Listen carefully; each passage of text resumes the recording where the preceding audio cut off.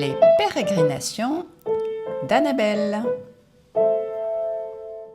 Aujourd'hui, dans les pérégrinations d'Annabelle, j'ai le plaisir d'accueillir Natacha de C'est à toi. Bonjour Natacha. Bonjour Annabelle.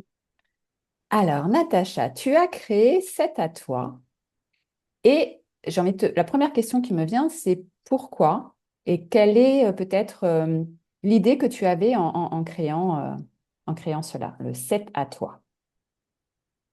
Le 7 à toi, alors il s'écrit avec un 7, Mhm. en clin d'œil à un des outils que j'utilise, mais c'est aussi un clin d'œil à une prise de conscience que j'ai eue il y a quelques années, où j'attendais dans la salle d'attente de ma vie qu'un miracle se produise, quand, à force de recherche et de réflexion, j'ai fini par comprendre que le miracle, c'était moi, et que c'était donc à moi de retourner en moi. Et avec ce que j'avais découvert sur moi, avec ma compréhension de moi-même, voir ce que je voulais faire de tout ça dans ma vie. Donc, c'était aussi à moi d'agir. Donc, c'est à toi, c'est un hommage à cette prise de conscience et une invitation à se souvenir que à la fois tout est en nous et à la fois tout est entre nos mains. Mhm. Super. Donc à travers cela, tu accompagnes finalement les personnes à aller C'est ça. redécouvrir leur potentiel, tout ce qu'il y a en elles, pour pouvoir voilà, reprendre leur vie en main quelque part. Tout à fait. Les personnes qui viennent à moi, en général, à un moment donné, soit se sont perdues, parce que elles ont grandi dans un environnement où on leur a dit tu seras mignonne si tu mets la table, oh tu vois comme tu es sage c'est très agréable, etc., etc. Et elles se sont soumises quelque part à ce contrat implicite de bah, quand j'obéis à l'autre, Mhm. quand je lui fais plaisir, je suis quelqu'un de bien. Et petit à petit comme ça la connexion à elle-même s'est perdue. Et il arrive un moment, alors ça ne les a pas empêchées de construire une vie. Elles sont souvent installées en couple parfois, avec des enfants parfois, dans un métier, ou alors à un carrefour de leur vie où elles se demandent si elles vont changer de métier ou pas. Et à ce moment, elles réalisent que, eh bien, elles savent parfaitement œuvrer pour les autres, mais plus du tout pour elles-mêmes. Mhm. Et là, mon rôle, c'est de leur montrer qu'en fait, tout est encore là, c'est ensommeillé, mais qu'on peut déjà aller déterrer ces trésors via des outils de connaissance de soi. Et ensuite, on peut libérer les fonctionnements, enfin plutôt les émotions qui ont créé des fonctionnements dans lesquels elles sont enfermées. Et elles s'y sont enfermées pour pouvoir vivre dans la vie qu'elles se sont créées. Cette vie qui parfois peut être confortable socialement, matériellement, mais de plus en plus inconfortable à l'intérieur d'elle-même. Mhm. Oui, oui, tout ce qui crée le conflit intérieur et qu'on connaît. Je pense que chaque personne connaît ça une fois dans sa vie. Après, elle l'écoute ou ne l'écoute pas, mais on passe tous hein, par là. On parle parfois, certains parlent d'une crise liée à l'âge, on peut dire la quarantaine, la cinquantaine, voire plus jeune.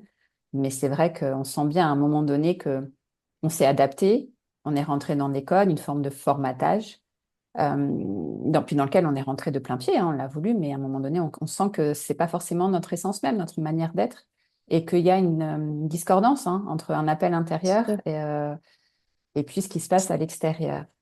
C'est Et ça, et hmm, pardon. Quand ce non, décalage est tel qu'il produit des symptômes euh, handicapants au quotidien, ça peut être des migraines, ça peut être des insomnies, ça peut être de l'eczéma, du vitiligo. Enfin, souvent, c'est à ce moment-là qu'on se dit, mais mince, qu'est-ce qui cloche dans ma vie? J'ai tout, quoi. J'ai un boulot, j'ai un métier, etc., etc. Et c'est là où l'aventure commence. oui, et une belle aventure. Et alors justement, tu parlais d'outils pour à la découverte de soi, et toi, tu en utilises plusieurs, hein. Tu utilises la numérologie, le human design et la hypnose sagesse, entre autres. Est-ce que tu veux bien nous expliquer, alors rapidement, mais parce que les personnes ne connaissent pas forcément ces trois outils-là, en fait, en quoi ça consiste? Alors, la numérologie utilise les nombres, comme son nom l'indique, À savoir que par la date de naissance, déjà, on a un nombre qui nous est attribué. Le numéro de sécurité sociale contient cette date de naissance.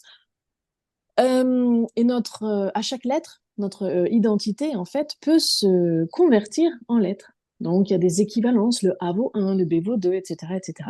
Donc, une fois qu'on a converti toutes les lettres en nombres, on fait quelques calculs et à partir de là, on dégage les vibrations que la personne porte par sa date de naissance et par son identité de naissance. Et grâce à une analyse de tous les liens entre les nombres, parce qu'en fait, on est une salade de fruits de nombres, nous. C'est rare de porter un seul nombre. Alors, dans toutes ces vibrations parfois contradictoires, ce qui crée des ambivalences hein, dans le concret, dans le quotidien, eh bien, en analysant donc toutes ces interactions entre les nombres, on peut dégager des forces, des points d'appui, on peut dégager des besoins essentiels, des challenges aussi que la vie va mettre et remettre sur notre chemin jusqu'à ce qu'on arrive à en extraire l'enseignement dont on a besoin pour se réaliser. Donc voilà, ça c'est la partie numérologie que je nuance à la fois avec le design humain, qui lui-même est une synthèse de 5 outils, parce que dans le design humain, on utilise donc les chakras, on utilise l'arbre de la Kabbale, le I Ching chinois, la physique quantique et l'astrologie. Et là, on utilise les données de naissance, c'est-à-dire l'heure et le lieu, avec la date, bien sûr. Et de là, on extrait ce qu'on appelle une charte, c'est-à-dire une carte d'identité énergétique de la personne.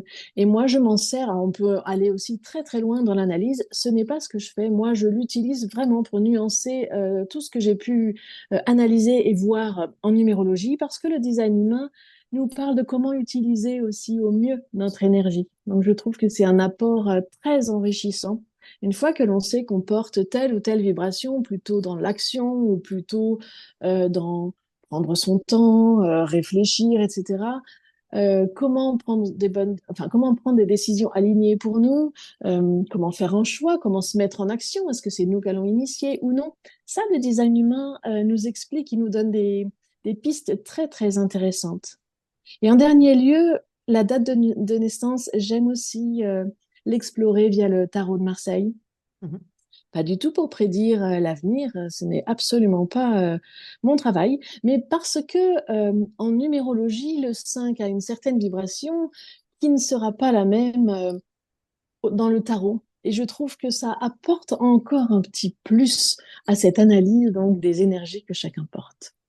Hmm. Une fois qu'on a engagé ce travail de connaissance de soi avec le conscient, avec notre mental, puisqu'on parle de compréhension, de redécouverte, eh bien, il arrive très souvent, voire quasiment tout le temps, qu'au moment de la mise en place de toutes les pistes dont on peut parler en séance, eh bien, ça freine, ça bloque. J'aimerais bien faire comme si, mais j'y arrive pas, je suis terrorisée, ou une raison nous empêche d'agir comme on aimerait agir à ce jour. Et c'est là où l'hypnose sagesse, donc qui est une cousine de l'hypnose ericksonienne, à la différence que nous ne faisons pas d'anamnèse au départ, on ne va pas chercher le pourquoi du comment. On va chercher, on s'intéresse aux symptômes pour savoir de quoi il s'agit, mais surtout aux racines des symptômes. Quelle émotion enquistée en soi ou quelles émotions enquistées en la personne crée les symptômes qu'elle vit au quotidien. Donc ça pourrait être des phobies, ça pourrait être, tout à l'heure je parlais de vitiligo, mais il en existe plein, des insomnies, enfin bref, il en existe plein. Et avec l'hypnose sagesse, donc, on va libérer les freins parce que on s'adresse à l'inconscient. Hmm. Et le travail de l'inconscient, c'est de nous maintenir en vie. C'est pas notre bonheur. Donc, quand nous, une fois qu'on a cheminé sur notre chemin, on décide que, enfin, on se rend bien compte plutôt que notre bonheur, c'est vers la gauche, par exemple. Mais qu'il y a 15 ans, à gauche, c'était très dangereux, l'inconscient nous laissera jamais aller à gauche. Alors, grâce à des histoires, parce qu'une séance d'hypnose, c'est 10 histoires qu'on écoute sans aucune visualisation. On écoute tout simplement des histoires où il se passe des choses qui apparemment n'ont aucun rapport avec notre vie. Et pourtant, dans ces histoires, on cache des messages à l'attention de l'inconscient pour qu'ils puissent faire des mises à jour, pour qu'ils puissent réaliser que nous ne sommes plus la même personne d'il y a 15 ans et que peut-être, pour notre bien actuel, il serait bon de libérer l'émotion qui nous empêche d'aller de l'avant. Mm. Voilà. D'accord, ouais. C'est ça qui est étonnant avec l'hypnose, c'est que bah, forcément, comme on l'écoute avec notre esprit conscient, enfin avec notre conscient. Oui, Et parfois, oui, on peut se dire, bah, je ne comprends pas l'histoire ou ça ne me concerne pas forcément. Et même dans les termes employés, ça peut être assez étonnant, mais parce qu'en fait, ça ne s'adresse pas justement au conscient, ça s'adresse à l'inconscient, qui a son propre langage, en fait. Et c'est vrai que ça tout à peut, fait. voilà, c'est assez étonnant, mais ça fonctionne bien, hein, puisque de toute façon, voilà, ça a fait ses preuves, hein, déjà. Et je trouve intéressant dans ton approche que tu amènes aussi cet outil inconscient, parce que comme tu le dis, on peut avoir voilà, mis en lumière nos fonctionnements. D'ailleurs, alors moi j'ai eu la chance de faire une séance de numérologie associée au design humain et j'ai été bluffée parce que ça révèle de soi, mais vraiment dans les fonctionnements, les qualités, même peut-être les freins en fait, et puis et les différents pans de ma personnalité en fait, c'était assez impressionnant. Moi, ce qui m'a scotché, c'est qu'en fait, on ne se connaît pas. Et quand tu as fait mon profil, je me suis dit, waouh, mais elle me connaît mieux que moi. Oui, les nombres mentent jamais, j'allais dire Ouais. rarement, mais jamais en réalité. Et c'est vrai que parce que moi, je suis quand même j'ai quand même un esprit assez cartésien hein, à la base, même si je suis très ouverte à des approches justement différentes, parce que j'ai cette curiosité et ce besoin aussi parfois de comprendre. Et là, il y a quelque chose pour moi qui est presque un peu magique de me dire, OK, mais alors dans ma date de naissance, en fait, je porte, enfin, de par ma date de naissance, mon lieu de naissance et l'heure à laquelle je suis née, en fait, ça dégage quand même des traits de fonctionnement, de personnalité. Et je trouve que ouais, c'est ça, c'est le côté presque un peu magique parce que pour moi, en tout cas, qui n'ai pas fait de numérologie, un peu incompréhensible parce que je ne connais pas. Mais finalement, ça se vérifie, c'est-à-dire que je n'avais même pas envie d'aller chercher la preuve peut-être scientifique, c'est que ce que tu as pu me dire sur moi, c'était tellement moi que je ne peux pas remettre en question en fait ça. Et je me Oui, je dis le que, comprends, ouais, ouais, mais vas-y. c'est questionnant hein, pour un esprit qui peut être assez rationnel de dire, attends, c'est étonnant. Ah Et oui, pourtant, je crois je que le ça remonte comprends, ouais. à, il me semble que ça remonte un peu à Pythagore hein, quand même, ces histoires de nombres et de numérologie, si je me souviens bien. Tout à fait, tout à Hmm, fait. Alors, il y a même certains disent que ça remonte à l'Antiquité. Et à hmm, l'époque, ils servaient des nombres pour prédire l'avenir ou alors interpréter les rêves. hmm, Dans l'Égypte ancienne aussi, on utilisait les nombres pour comprendre les cycles de la nature. Et déjà à l'époque, pardon, l'idée que chaque nombre portait une vibration émergeait. Par exemple, le 7, le nombre de la spiritualité et de la perfection, c'est quelque chose que l'on retrouve dans toutes les religions, quelque part, hein. 7 jours, le septième jour, hmm, c'est quelque chose qui est là très ancré, mais de façon implicite, on n'en parle pas. Et on n'en parle pas d'autant plus en France, j'ai envie de dire, parce que ce ne sont pas des outils reconnus, hmm, puisque pas cartésiens, hmm. effectivement, et pourtant, enfin, à chaque séance, on me dit la même chose, mais c'est bluffant, et je l'ai moi-même vécu. C'est-à-dire, avant de connaître la numérologie, par définition, je ne la connaissais pas.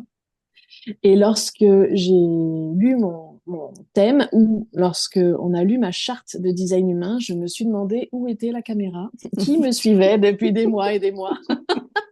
Parce que c'était, et oui, bluffant, il n'y a pas d'autre mot en fait. C'était criant de vérité et ça m'a permis même de poser des mots sur des choses pour lesquelles jusque-là je n'en avais pas. Et ça a été très libérateur. Ça m'a aussi permis de me dire, ah mais c'est normal alors. C'est normal mon fonctionnement. C'est pas moi qui j'ai pas un problème. Mon problème c'est que je ne m'accepte pas finalement. C'est pas que je fonctionne comme ci ou comme ça. Ouais. Et donc, oui, Pythagore pensait lui aussi que les nombres nous permettraient de comprendre le monde. Hmm.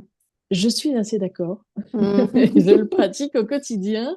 La numérologie, c'est aussi des années personnelles, des jours personnels. À chaque fois, je suis bluffée par la justesse, parce que je regarde rarement en amont dans quel jour personnel je suis. Par contre, en fin de journée, je me dis, oh là là, j'ai été sensible aujourd'hui, ça m'est arrivé il y a quelques jours, c'est pour ça que je pense à cet exemple. Je regarde, j'étais en jour personnel 2. Bah oui, un jour personnel 2, on est beaucoup plus sensible, j'étais à fleur de peau, j'aurais pu pleurer. Bon, très facilement, et il a fallu que je me maîtrise parce qu'il y avait un public devant moi, je pouvais pas me permettre, j'étais en co-régulation, donc bon, c'était pas le lieu, mais je me suis demandé ce qui s'était passé pour moi ce jour-là. Eh bien voilà, les énergies du jour étaient beaucoup plus sensibles et j'étais beaucoup plus perméable et poreuse à tout ce qui se passait dans mon environnement. Et ça m'aide au quotidien. Ça m'aide. J'arrête de me dire, mais je suis trop sensible, c'est pas possible, je suis pas adaptée à ce monde, etc. Non, je me dis, ah oui, j'étais en genre personnel 2, d'accord. Bah, demain, le 3 arrive avec sa joie, sa spontanéité, son envie de partage.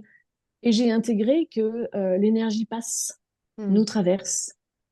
Et de façon cyclique, hein, puisqu'en numérologie, c'est un cycle de 9 nombres, eh bien, voilà, nous allons vivre un processus de 9 jours et en recommencer un, etc., etc. Ça m'a beaucoup aidé, ça aussi. Ça m'a Hmm. beaucoup déculpabilisé. J'étais comme beaucoup de femmes à penser que le problème venait de moi, que j'étais pas assez ci ou trop ça. Et avec la numérologie et le design humain, je me suis enfin acceptée et waouh, quelle charge mentale en moins. Oui. Oui, oui, je te rejoins tout à fait. Moi, ça a fait la même chose aussi quand tu as fait mon thème, c'est qu'en fait, ça a éclairé un fonctionnement et quelque part, ça a autorisé ou validé en me disant, mais non, mais je suis pas... parce que je trouve qu'on a cette idée de vouloir rentrer dans un moule commun parce que voilà, il faut faire les choses d'une certaine manière, il faut réagir de cette manière, sinon c'est pas bien vu. Mm, Et du coup, dès qu'on est dans la différence de ce qui serait de l'ordre de l'acceptable, bah, on peut culpabiliser ou ne pas se sentir comme tout le monde.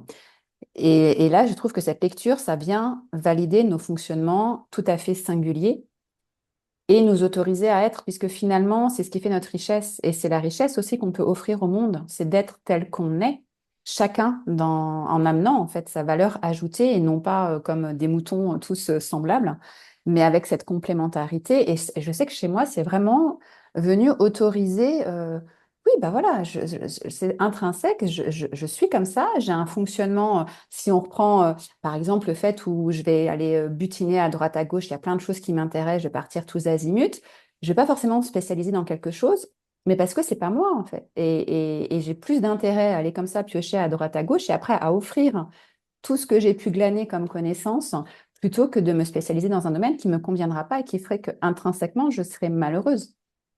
Mais comme c'est pas totalement. forcément bien vu de partir un peu tous azimuts, j'ai eu parfois tendance à me dire, oh là là, ça va pas. Il faut que j'arrête là de m'éparpiller, parce que voilà, on peut parler d'éparpillement, de me dire, tu as toujours 36 000 projets, tu pars dans tous les sens. Mais finalement, et ça, c'est ce que tu m'as montré, en me disant, mais oui, mais quand tu fais ça, justement, tu nourris ces parts de toi qui ont besoin de ça. Et c'est vrai que c'est là où moi, je me sens bien et je me sens alignée avec moi et je me sens au bon endroit. C'est-à-dire que je fais ce pourquoi je suis faite. Et dans ces cas-là, je trouve qu'il y a même ça va même jusqu'à l'amour de soi, l'acceptation de soi, mais l'amour de soi en se disant, waouh, mais j'aime bien là ce que je fais en fait. Et du coup, j'aime bien comment je suis quand je fais ça. Et tu vois, je trouve qu'en dehors même du fonctionnement, ça va même plus loin dans l'acceptation. Moi, c'est ça que je trouve super beau, c'est se découvrir, s'accepter et du coup s'aimer, s'apprécier en fait, tel que l'on est. Donc ça a une répercussion qui pour moi est super forte, hein, ce que tu proposes. Oui, parce que jusque-là, on est dans comment se modeler. Finalement, on reste à l'intérieur de cette case et donc on va travailler pour être moins ci, plus ça. Et avec cette, euh, cette image, parce qu'en plus, moi, je projette, hein, je partage mon écran et donc tu vois les couleurs. À chaque nombre est Oui. associé une couleur et on voit bien qu'on ne peut pas être qu'une chose. On est une multitude de choses et plus on va se donner l'autorisation d'être toutes ces facettes de nous-mêmes, de, plus on va nourrir tous ces aspects-là, plus nous, on se sentira bien, mais plus on fera du bien à tous ceux qui viendront à nous, Mm. finalement. Parce que c'est une histoire de lumière intérieure, mais à un moment, elle rayonne, cette lumière. Et si on est tous éteints de l'intérieur, je te laisse imaginer quel monde nous attend. Mm. Et moi, cette histoire de lumière, elle me parle beaucoup. Moi, quand j'étais petite, je voulais être distributeuse de bouquets de fleurs. Parce que, mais oui, c'est original, j'en conviens. Mm. Mais parce que j'avais remarqué, alors je devais avoir 6 ou 7 ans, hein, que lorsque j'allais cueillir des fleurs en vacances dans les champs et que je les offrais aux adultes, il y avait comme une étincelle qui se rallumait. Et donc, implicitement, je comprenais qu'avant, elle était éteinte, puisque moi, je la vois se rallumer. Et c'était ma mission. Je voulais devenir distributeuse de bouquets de fleurs. Et donc, à ma manière, maintenant, je ne distribue pas des fleurs, non, mais je redonne, je réoffre à chacune, c'est souvent des femmes, mais les hommes sont les bienvenus, mais je réoffre à chacune son propre bouquet pour que sa propre étincelle se rallume et qu'à l'intérieur d'elle, elle se sente vivante parce que pendant des années, moi aussi, j'ai fait partie de ces femmes qui étaient mortes vivantes, qui Mm. fonctionnaient, mais qui n'étaient plus vivantes à l'intérieur. J'étais dans les jeux de doigts, bien sûr, mais je me suis perdue. J'ai perdu la connexion à moi-même. Et à force d'entendre, tu es trop, tu n'es pas assez ordonné, tu parles trop, eh bien, j'avais intégré que le problème, c'était moi.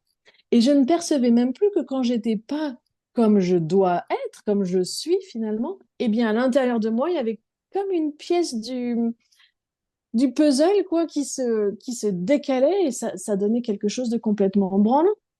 Ça faussait complètement l'image de mon intérieur et je m'en suis pas aperçue pendant des années, pendant des années. Et ça a éteint un peu ma lumière jusqu'au jour où je me suis dit, bah, soit je la rallume, soit je meurs. Mm. C'était fort, hein? C'était Ouais, fort. ouais. Et donc, c'est ce jour-là que je me suis levée de cette salle d'attente. Et donc, j'ai commencé cette quête de moi-même. J'ai découvert la numérologie, quasiment simultanément le design humain. Et donc, là, je me suis reliée à moi. Et j'avais un rêve, c'était de voyager. Et un jour, j'ai réalisé que j'avais emmené mon mari dans ma prison intérieure parce qu'on ne faisait pas ces voyages à cause de phobies qui m'empêchaient de les faire. Et c'est là où l'hypnose est venue lever les phobies et m'autoriser à vivre ce rêve de voyage que j'avais. Libérer aussi mon mari de ma prison, c'est-à-dire Mm. qu'en ouvrant la porte de ma prison intérieure, j'ai libéré tous ceux qui étaient à l'intérieur et c'était un vrai bonheur. J'ai donc expérimenté que savoir c'était bien, vouloir c'était chouette, mais ça parfois ça ne suffisait pas Mm. parce qu'on ne pouvait pas, on était empêché. Et c'est là où l'hypnose arrive et ouvre la porte si c'est bon pour Mm. nous. Mm. Ouais, c'est exactement ce que j'allais dire et c'est ce que je trouve génial en fait dans ce que tu proposes, c'est qu'il y a cet aspect découverte de soi avec la numérologie et le Ouais. design humain, compréhension de comment je fonctionne et révélation des talents. Mais après, c'est OK, mais j'ai des peurs en fait. Et comment je fais là dans ma vie actuelle pour, alors c'est pas forcément tout remettre en question, mais pour pouvoir être plus aligné avec moi. Et puis comme tu le dis, il y a des fonctionnements qu'on a mis en place de manière inconsciente pour se protéger parce que voilà, on a pu connaître, en tout cas notre inconscient a repéré comme étant un danger étant petit quand on a fait quelque chose et puis que la réaction des personnes en face n'a pas été celle qu'on attendait. Mais en effet, si on reste juste au niveau conscient, bah, il y a des freins en fait, on peut pas. On aimerait, on sait, et c'est, je crois que c'est même pire, parce que finalement on sait, on aimerait tendre vers ce pourquoi on est fait, et en même temps il y a quelque chose intérieur, à l'intérieur qui fait qu'on n'arrive même pas à se, enfin j'ai envie de dire à se battre. Déjà, il faut pas se battre contre soi-même, mais on peut pas lever les freins parce qu'on sait même pas d'où ça vient en fait, c'est compliqué. Et Et là, puis on grâce arrive à à se l'hypnose, convaincre que c'est pas pour nous. oui, Et alors, ce n'est pas pour nous, ouais. oui. Mhm. Et là, grâce à l'hypnose, donc avec cette double approche, j'ai envie de dire, tu vas permettre justement aux personnes de pouvoir lever les freins et incarner finalement pleinement celles qu'elles sont en tant que personne, quoi. De pouvoir s'autoriser à être. Totalement. Effectivement, c'est très complémentaire et j'ai envie de dire, une étape ne suffit pas. Mm. Parce que même si on n'a pas d'eczéma, de migraine et de tout ce que j'ai pu citer auparavant, ne serait-ce que euh, retrouver un intérêt à prendre du temps pour soi, par exemple, dans un quotidien surchargé comme on vit tous, réussir à lever la tête du guidon et de dire, ah ben non, Là, je prends 2 heures pour moi. Qui le fait à l'heure actuelle? Qui le fait? Très peu, très peu. Ou alors, si on arrive à prendre ces 2 heures pour soi, se dire, OK, j'en fais quoi? Là, c'est aussi un grand néant.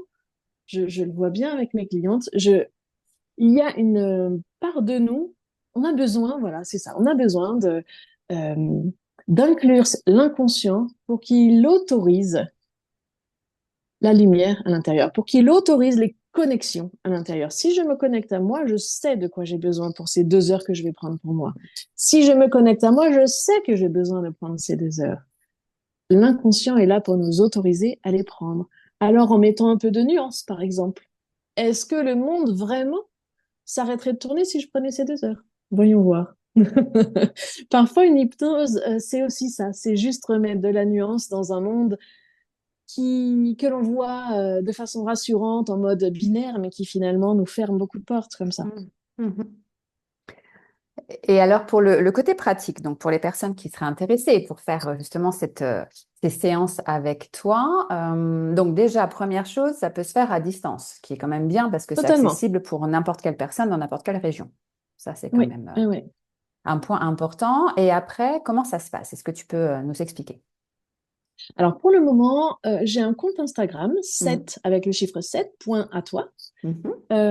Et donc, sur ce site Instagram, il y a toutes les informations et un lien vers un calendrier pour pouvoir prendre rendez-vous si on a envie. Un site est en construction, donc bientôt j'aurai mon site également, mais il y aura le lien sur le compte Instagram. Et à partir de là, eh bien, on convient d'un rendez-vous où la personne prend directement rendez-vous. Et je demande toujours s'il y a une problématique actuelle qui est un peu embêtante, qui nous gêne, quoi, ou si c'est un besoin de se reconnecter de façon générale à soi. Parce que parfois, on peut arriver aussi avec une problématique. Je comprends pas, je tombe toujours sur le mauvais garçon. Mhm. J'arrive pas à trouver quelqu'un qui me convient. Bon, ben là, on va aller creuser plutôt la relation. Qu'est-ce qu'on attend, qu'est-ce qu'on attend d'une relation? Pas d'un point de vue cognitif, d'un point de vue numérologique et design humain. Voilà. Mhm. Et ensuite, voir si l'hypnose, effectivement, aurait pas son utilité pour s'autoriser à Mhm. choisir quelqu'un de différent et pas éternellement toujours le même pour se reprendre le mur éternellement. Mhm. Mhm. Voilà.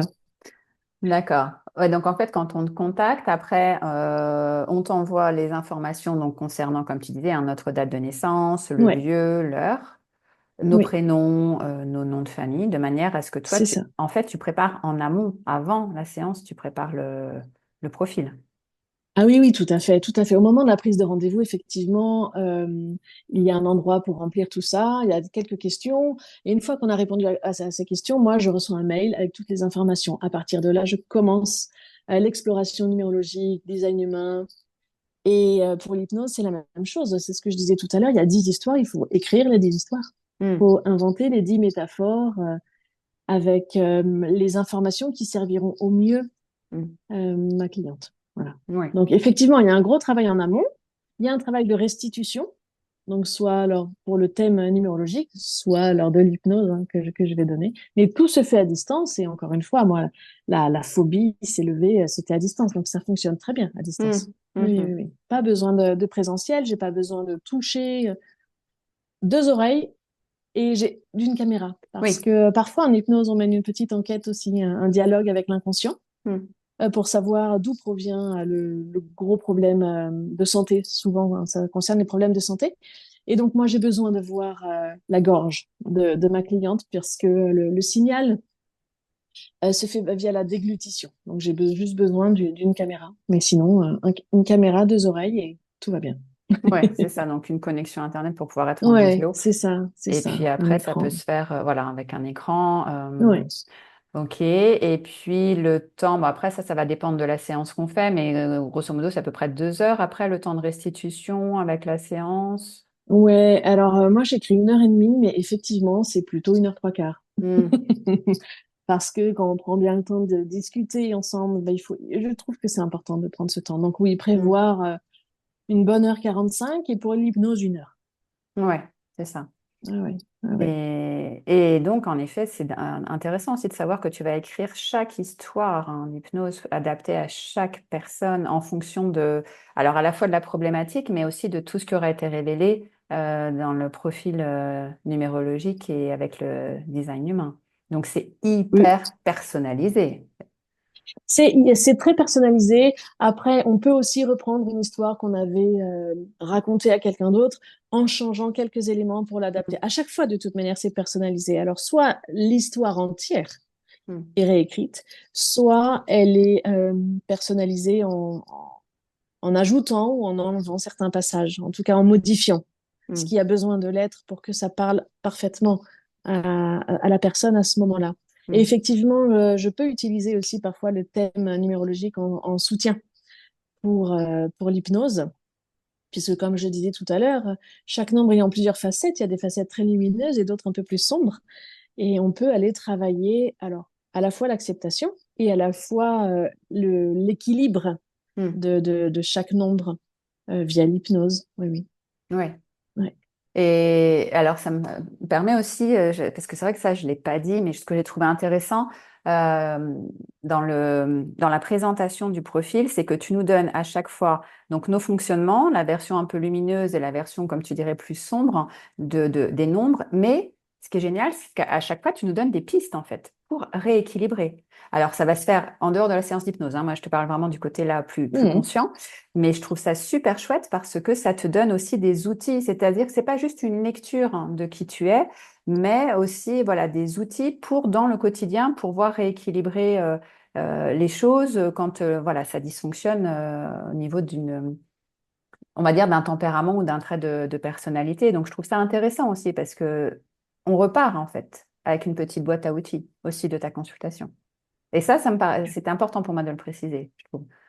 Oui, c'est le but parce que si au début, je parlais d'une case dans laquelle on s'enferme et qu'après la séance, moi, je vous Mm, enferme dans une autre, j'ai raté ma mission en quelque mm, sorte. Mon but, c'est que chacun soit élargisse sa case à l'infini, mm, soit en sorte carrément.